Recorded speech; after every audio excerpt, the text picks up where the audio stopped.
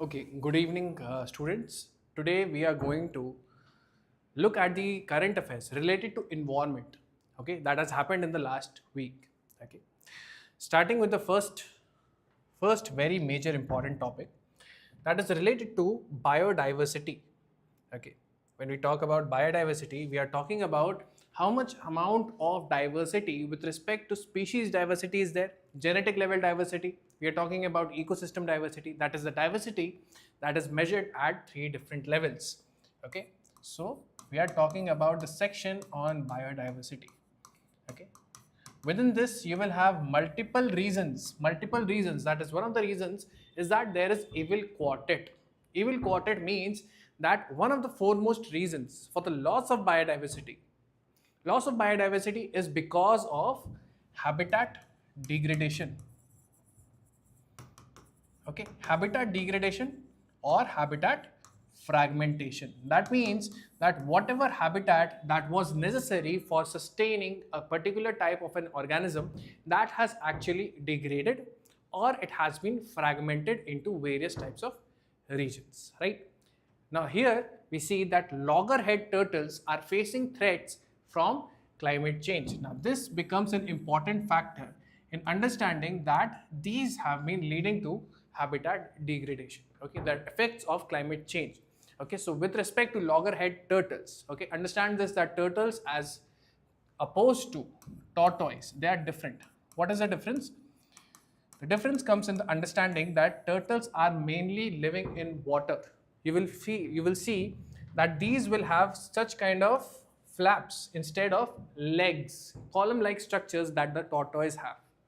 Okay. So with respect to loggerhead turtles, they are facing threats from climate change.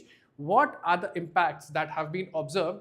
You will see that first, it has been with respect to their reproductive niche. Okay, we talk about ecological niche. This is the reproductive niche.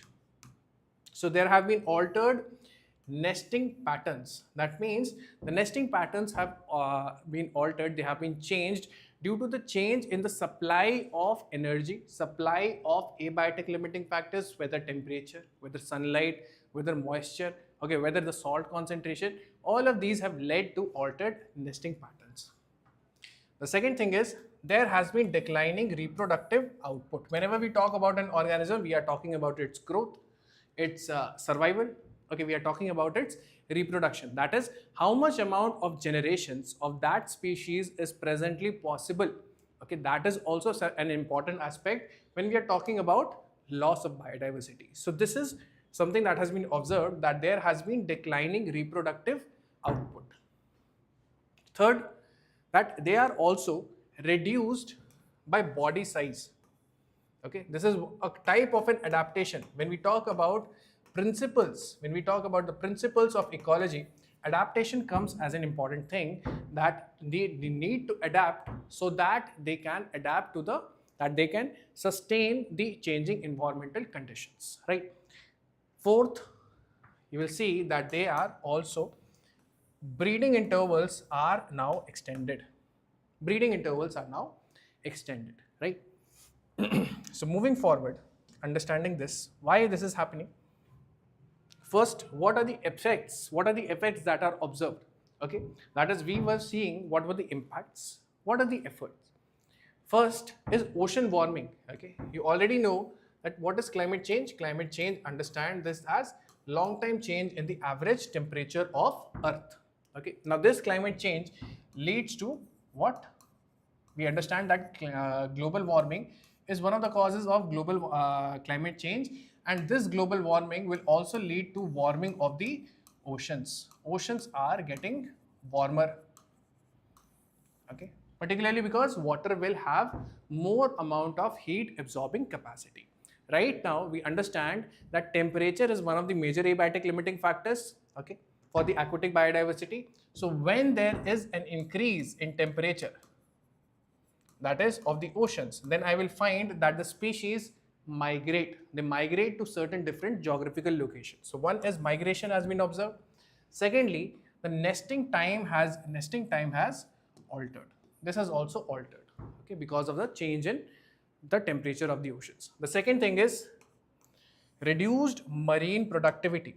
Okay, the overall productivity, when we talk about the gross primary productivity, net primary productivity, we understand how much of biomass is getting converted. Okay, that is how much of energy that is getting accumulated, and that is getting converted into biomass. So we have seen, due to this global warming, you will also see that there is reduced marine productivity, and that severely limits any type of energy accumulation. Okay, energy accumulation is lower. Okay, we connect energy with trophic levels, or you could say food chains.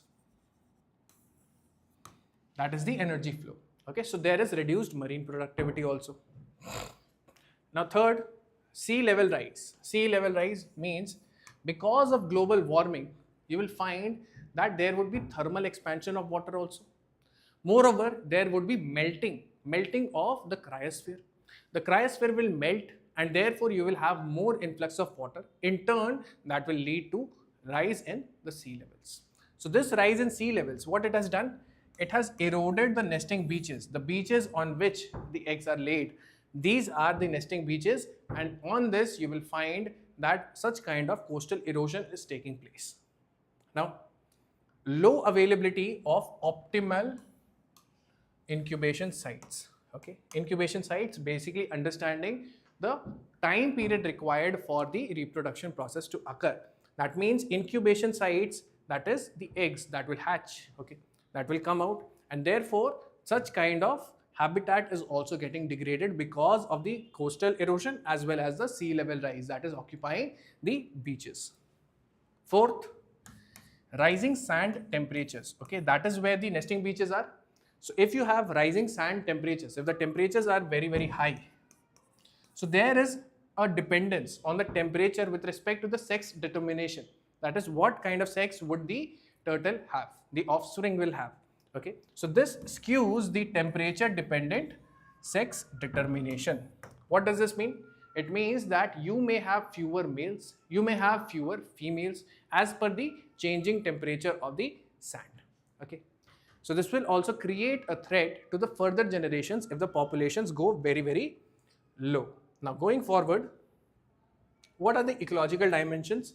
Ecological dimensions, this is important for us to study with perspective of the exam for prelims, is that IUCN. What is the IUCN status of loggerhead turtle? It is classified as vulnerable. Secondly, a very important thing that we have to understand with respect to these loggerhead turtles is that they are capital breeders. What do we mean by capital breeders? Just like people store capital, okay, when we are talking about economics, people store capital and then they invest this capital into their goals. Okay, so capital here is the energy.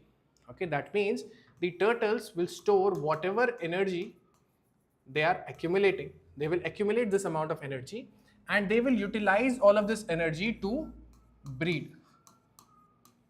Okay, if this is a successful thing, then energy accumulation has to be there.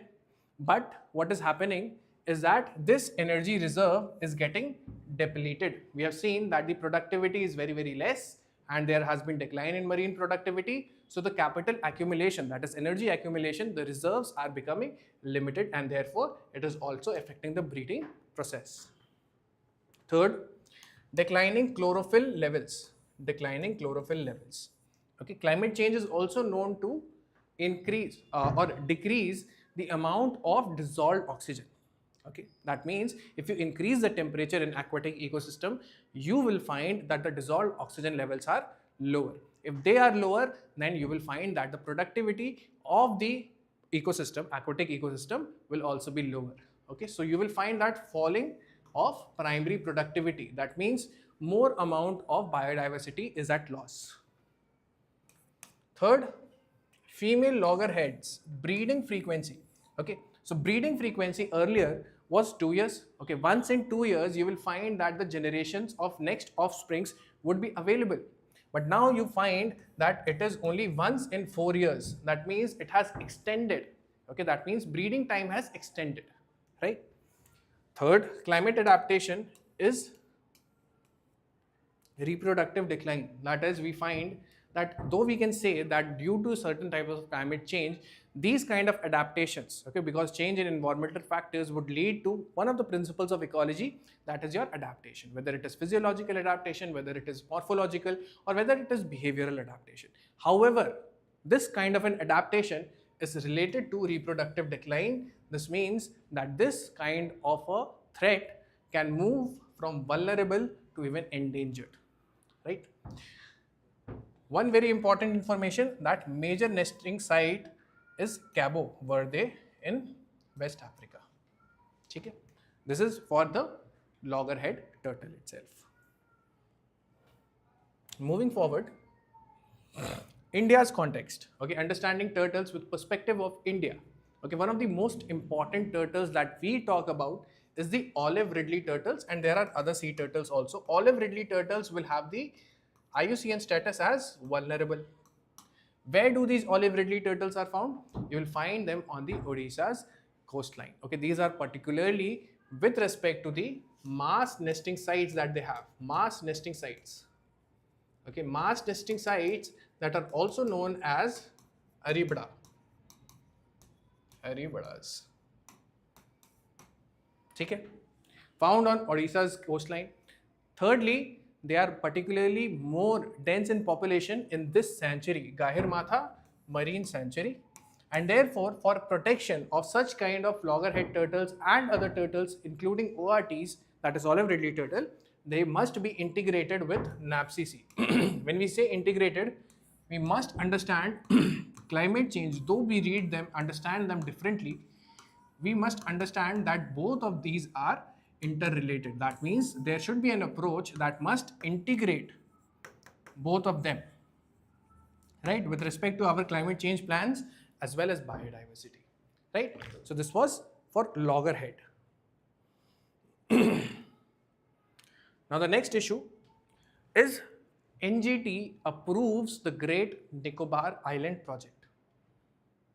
Okay, Great Nicobar Island project. NGT is what? National Green Tribunal. Okay, so in this particular piece of news, you will find that NGT has said that they have found nothing wrong with the Great Nicobar project. They have said that they have seen the project and they have also acknowledged. They have acknowledged one, the strategic importance of such kind of a project. Okay, and secondly, they have also ensured that the safeguards are in place. If these safeguards are not there, then they would have not gone for this go ahead of this project. Okay, you understand this from a perspective of sustainable development as well as EIA. What is EIA? That is environmental impact assessment. In this, impact of on the environment is studied. Okay, and also you will find that various developmental activities and environmental conservation, oftentimes they might collide with each other. Okay, and in that case, it becomes important that we understand which thing is taking more over the other thing, right? So environmental impact assessment will tell us whether the impact on the environment conservation is huge or is it less, and therefore can a developmental activity proceed in certain types of situations or not. Okay, and in a similar case with respect to the Great Nicobar project, that is a 81,000 crore project, NGT has said that they have found no good ground to intervene, that is to stop or stall this project. Okay, they have also said that they have imposed stringent conditions, that they have said that environmental conservation must also go hand in hand, that is the safeguards must be ensured in pursuance of this environmental impact assessment. Okay, now both strategic importance as well as safeguards, environmental safeguards, they are in place.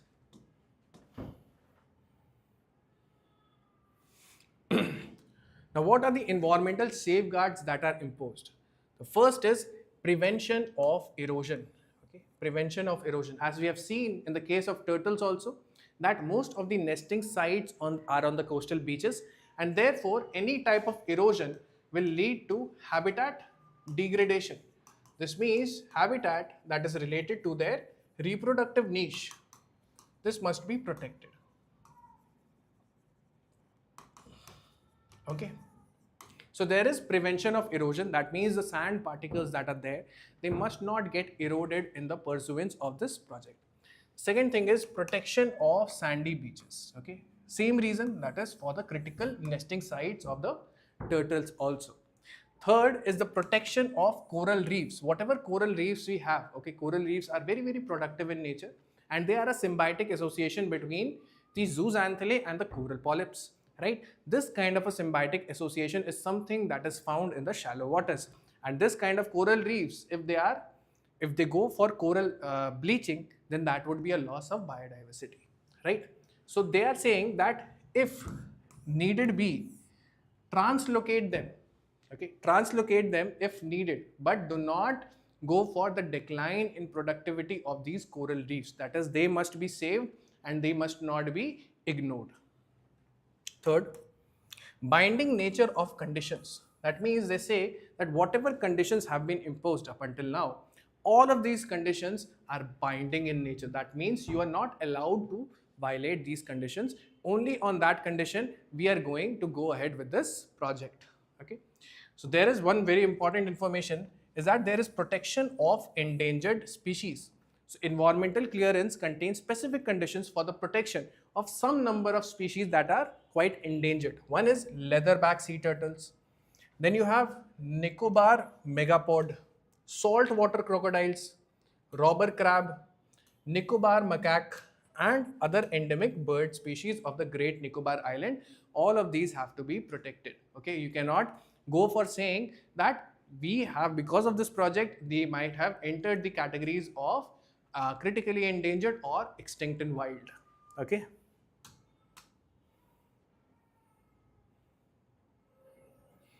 Now, we understood the Great Nicobar project from the perspective, from the lens of environmental protection.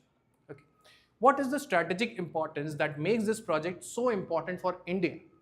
We see that first, it is having a proximity to the choke points. The choke points are the ones that have more amount of ship density passing through those through those routes, and you will also have these kind of routes which are particularly important for energy security of various nations. For example, China, okay, Malacca Strait.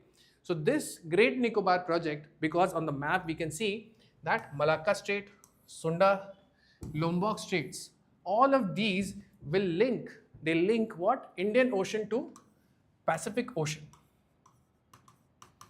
And in doing so, they also help us to keep a watch on any kind of naval movements. Okay, as we know, the warfare has not just been limited to the territorial land. It can also exhibit itself in the form of naval presence of other armies, right? So we can also have more amount of maritime domain awareness. This is one of the greatest geostrategic significance of this project, right? Track naval movements, and particularly we are talking about China here. China, notorious for their incursions in the other territorial waters. Third thing is vast exclusive zone.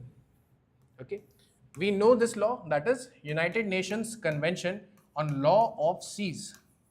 UN clause will demarcate the waters as territorial waters, as the ones that are open to the high seas. Okay, which category of territorial jurisdiction will apply on these zones? These are also demarcated. And amongst that, you will have exclusive economic zone. This means that the country can utilize the economic part of it. This means that we can actually go for searching of minerals in the seabed also, right? We can utilize the waters for installing our offshore wind energy plants as well, right? So this is your vast exclusive economic zone is freed up because of this Great Nicobar, okay, because of this existence of these islands. Then global supply chain integration. Okay, having these Great Nicobar project as one of the points of ports. Okay, ports reduces our dependency of ports on other countries. Moreover, we also emerge as a very, very big player when the supply chain, global supply chain is considered. Okay. So this was the strategic significance. What are the concerns then? First is the indigenous tribes, that is Nicobaris. Okay, there has been decline in population since tsunami. Okay, tsunami, that was unfortunate event in 2004 that led to the decline in the population. Moreover, this kind of project is also leading to their displacement. So this is a concern that whether we are able to support and protect the rights of these indigenous tribes. Okay, first. Second, there has been rampant deforestation. That means rampant deforestation would mean that there has been cutting down of trees in a huge amount. Okay, you will find that up to 130 kilometers square of trees, okay, or the land that are covered with trees have been deforested. Okay, so this raises the concern. First, this raises the concern of social welfare.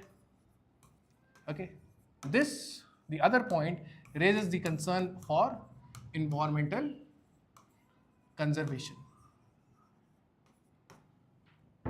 Third, wildlife is affected. Leatherback sea turtles in Galathea Bay Wildlife Sanctuary.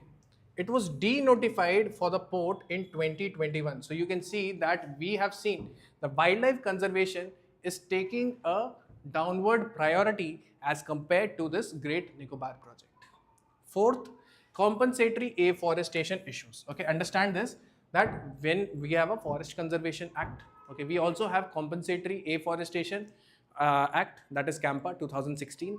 Okay, both of these acts say that the forest land cannot be, FCA says that forest land cannot be diverted for non-forest use. Okay, and if there is such kind of a transfer, if there is such kind of a deforestation that is taking place for whatever purpose, okay, for non-forest purpose, then there must be compensatory afforestation, as well as you must pay the net present value of that forest, right? So now this compensatory afforestation issue, the issue is that the afforestation is taking place on the lands of Haryana and Madhya Pradesh. Okay, so imagine the kind of biodiversity that Great Nicobar would have, and whether you will be able to compensate for that kind of afforestation, for that kind of biodiversity, for that kind of vegetation in Madhya Pradesh and Haryana. Okay, so that is also the concern. Now moving on to the third section. This is again from biodiversity.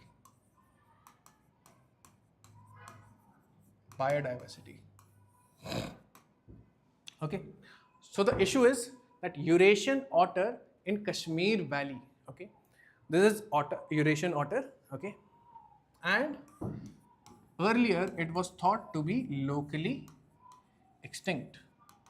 Okay, this is not the IUCN status, but this is the local level. That is, they were unable to find any individuals of Eurasian otter. Okay, but recently there has been an observation that there was Eurasian otter in the Sindh Canal of Kashmir Valley. Okay. Now going further, understanding its issues. That is, first is conservation status. Okay, conservation status, as we said, that with respect to the local region, locally it was extinct. Okay, but now it has reappeared.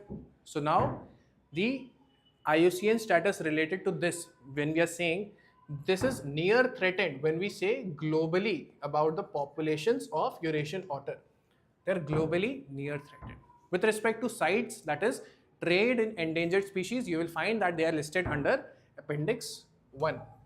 With respect to Wildlife Protection Act that lists down what degree of protection do you want with respect to the Schedule 1 species, with respect to Schedule 2 species. Okay, so there is a lesser degree of protection when we come to the Schedule 2. So WPA will list Eurasian otter in Schedule 2. Okay. Now with respect to understanding the subspecies of otter, one is Eurasian otter. Where is it found? This is the distribution.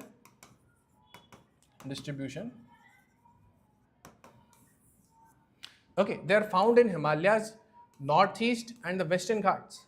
Okay, you would see that they would also coincide with the biodiversity hotspots.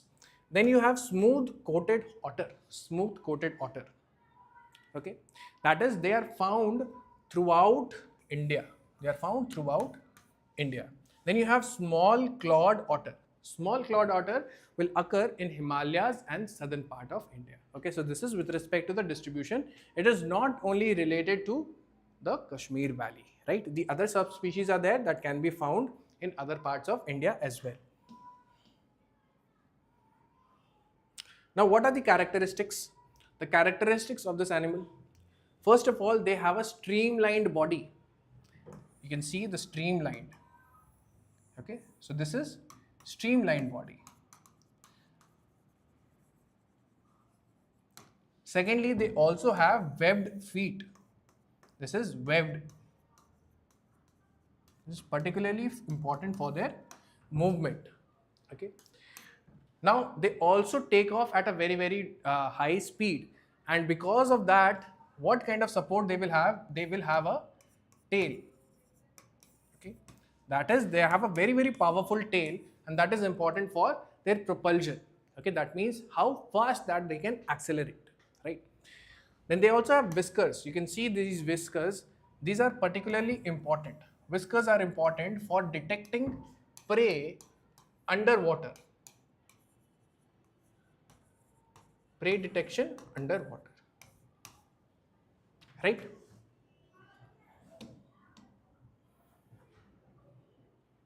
Now, some more characteristics of this animal.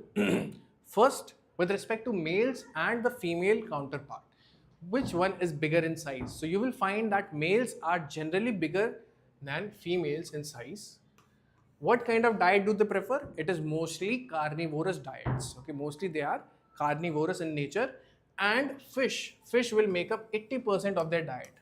Okay, that is, they are mostly dependent upon fish, and this is also a type of, if I have to understand from biodiversity loss point of view, I can say that there can be some kind of co-extinction because of such large dependence on fish. If I'm seeing a biodiversity loss with respect to the fish species, I might see that there might be loss with respect to otter ones also.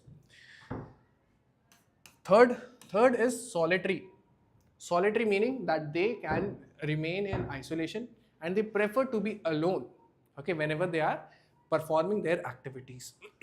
Then fourth is that they are very territorial. That means that they will fight with each other for the territories that they are living or residing in. Okay, they are also known to be nocturnal. Nocturnal means that they come out only at night. Okay, that they have a habit of coming out at night. They are also known as keystone species or bioindicator species. What does this mean? It means that keystone species, that if when we talk about keystone species, if they are removed, then you will find that the ecosystem might face a threat of collapse. Okay. Second, bioindicator species, it means that even if there is some amount of environmental degradation, you will see that the effect is on these otter species. Okay, you will see a decline in their population as well. Now, moving to the next news, that India is expanding the drone ecosystem. India is expanding the drone ecosystem. So recently, government data has highlighted that there has been a rapid expansion of India's regulated drone ecosystem, transforming governance, agriculture, infrastructure monitoring, and as well as national security. Right, so there has been some types of changes with respect to the drone rules, okay, and that has led to a liberalization of the sector, enhancing its development as well as its ecosystem. Right, so let us understand. First, let us understand what are the key applications of drones. First is agriculture and farmer services. In this, one very important thing is that there is Namo Drone Didi scheme. This was launched in 2023 and it aims to provide for drones to women self-help groups. Okay, so this is basically what we are trying to do. We are saying that tech that enables women empowerment or women farmer empowerment. Okay, connects very beautifully the principle of social justice as well as economic justice, as well as enables the technology within these groups, that is the self-help groups. Then land mapping, that is Swamitva scheme, that is drone surveys will map the rural abadis areas to issue legal property cards. What this will do? This will assess what kind of land is associated with which owner, and this will drastically, you will find that it will decrease the amount of land disputes as well as any type of conflicts related to land. This is under Swamitva scheme that utilizes the drones. Third, highway monitoring, that is National Highway Authority of India project also utilizes the drones to observe if the highways are in a proper working condition or not, or any kind of accident would have occurred on these highways, then that can be got to it very quickly. Then you have disaster management. They're also enhancing India's response to natural disasters within the Northeast Center for Technology, Application and Reach. This is NECTAR, right? So they are talking about disasters particularly related to flood and landslide affected areas, and they transmit aerial visuals to help rescue teams. Okay, basically in disaster management, drones, particularly in the areas that are very inaccessible, for the human teams to go to, there they can also operate and coordinate with along the team, that is the rescue team. Then you have railway monitoring and defense applications. Okay, in defense applications, you will find that Operation Sindoor has also extensively used these drones to have a particular kind of defense. Okay. Now going forward, what is India's drone regulatory and promotion framework? Okay, what is the framework that we are trying to utilize when we go about enhancing the ecosystem of drones? Okay. So first thing is regulatory framework. Okay, you will find that it is regulated by the rules, that is drone rules of 2021 that has undergone certain amendments. They have gone under amendments in 2022 and also in 2023. And as we have said in the earlier part, that they have significantly liberalized India's drone ecosystem. They have simplified the procedures, they have expanded the operations and the scope also. Okay, this means one of the reforms is that they have reduced approvals and forms. They have rationalized the fees and they have expanded green airspace access. What do you mean by green airspace access? Is the one that can fly the drones without any kind of restrictions. Permitted wider civilian use. That means even the civilians are liberalized now to utilize these airspaces. Okay, and replace traditional pilot licenses with DGCA. DGCA issued remote pilot certificates. Then you have digital governance platforms. Digital governance platforms like Digital Sky Platform and e-governance for civil aviation. Both of these are the ones that will give the registration for the drones, that will certify the pilots. Okay, these are becoming the regulatory authorities, and mostly they are governed digitally.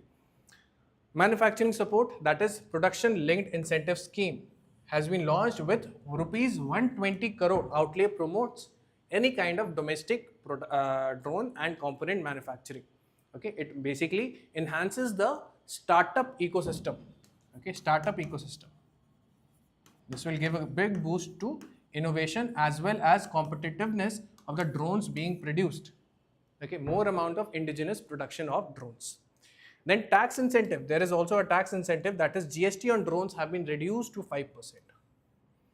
Capacity building under SWAYAN scheme, SWAYAN program, that is human resource development on unmanned aircraft systems. Okay, even the human resources, they are getting skilled with respect to these aircraft systems. And then you have NIDR, that is National Innovation Challenge for Drone Application and Research, that encourages autonomous drone innovation and startup incubation. Okay. Now moving forward,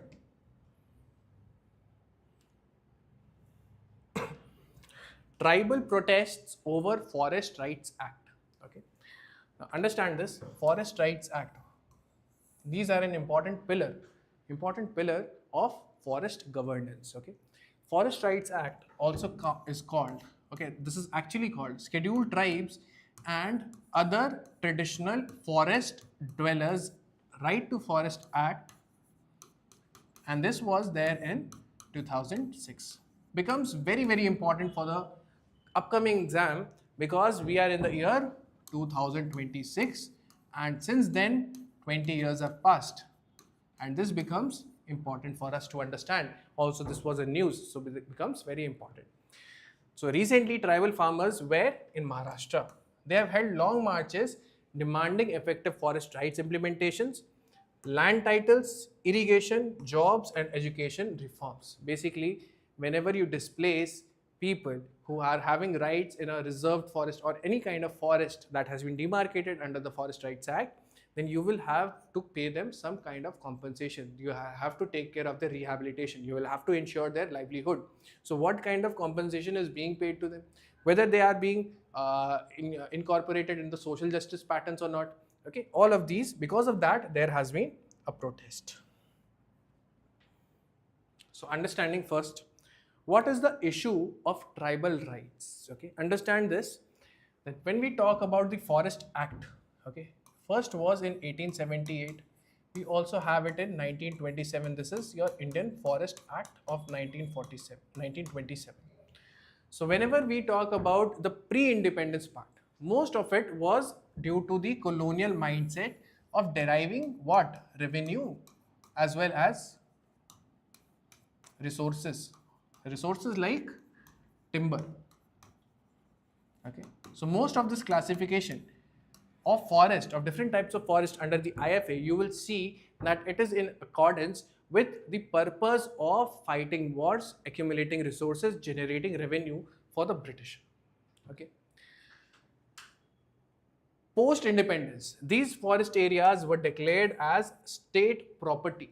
State property, this means this made the people, okay, the people who were already living in those forests generations after generations, it automatically made them encroachers on this state property. Okay, that means they are in violation of a law. Okay. Second, no alternative land given. Okay, now that you are declaring it to be a state property and you are treating them as encroachers, maybe you should go forward and give certain land, some demarcated land should be associated with them, because most of their livelihood is governed due to these forest land itself, right? So whether we are able to sustain these rights in our post-independence phase or not, this is something that has been observed, that there was no alternative land that was given. Now, Wildlife Protection Act 1972 and Forest Conservation Act 1980. Okay. Both of these acts, Wildlife Protection Act was drafted with the motive of understanding that human interference is a cause of the conservation processes being disrupted, and therefore human interference through various types of processes like hunting, it should be stopped, right? So human interference, WPA created various types of protected areas. One was national park. National parks requires no type of human interference. Okay, Forest Conservation Act says that you cannot divert the forest land for any kind of non-forest use. Okay, so this made the people to be moved out forcefully. Okay, this came in contradiction, or this came in a clash with your Forest Rights Act 2006. Also, what are the concerns that are observed? That there was no public consultation. Okay, that is, the people who are residing on that land generations after generations, there should have been a public consultation, but that was also not done. Moreover, the displacement, whatever the displacement was, because they were moved out forcefully, whatever compensation was decided, that was very, very inadequate. It was not sufficient for them to sustain their new type of life. Okay, inadequate compensation. Last, non-recognition of cultivated forest land. There was no recognition from the government also deciding with respect to this act, right? Now, what is FRA 2006? FRA 2006. First, recognition. It recognizes and vests the forest rights and occupations in forest land in forest dwellings, scheduled tribes and other traditional forest dwellers who have been residing in forest for generations. Okay, so it demarcates, it talks about the two categories. One is the scheduled tribes and the other is the traditional forest dwellers. Okay, they have to have a proof that they have been living in that kind of a forest land generations after generations. Okay, eligibility. Now this talks about whether you are eligible, whether these tribes are eligible or not. Okay, these eligibility is seen by that a community, any member or community who has for at least 3 generations, when we count about 3 generations, we are saying 75 years, 75 years prior to the 13th day of December 2005. This relates to your enactment of Forest Rights Act. Okay, when it was enacted, it is said that your previous 3 generations of 75 years should have been residing in these forest land for you to be eligible to have the right under this FRA. Okay, so primarily resided in forest land for bona fide livelihood needs. Bona fide means benefiting. Okay, that means it should not be at the crossroads with the conservation. Conservation strengthens the conservation regime of the forest while ensuring livelihood and food security. That is, two things are ensured. One is livelihood and the other is food security of the both scheduled tribes as well as OTFDs. Decentralization. This is very, very important because most of the land distribution happens at the top level. Okay, this is one thing that is happening at the bottommost level, that is at the Gram Sabha. So Gram Sabha is the one that recognizes the title rights, that recognizes the use rights and so on. Okay, so it talks about the extent of individual forest rights or community forest rights or both. Okay.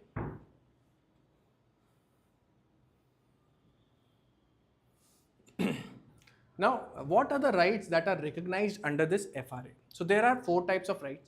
One is relating to the title rights.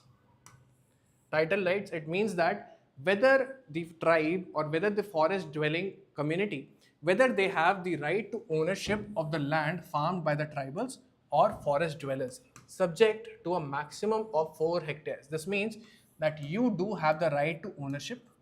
However, this ownership has to be limited to less than equal to 4 hectares of land. It cannot exceed this amount. Okay, though you would have occupied the lands generations after generations more land than this, but still it will be limited to this land. Ownership is only land for actually being cultivated by the concerned family, and no new lands will be granted. That means no new lands will be granted to you.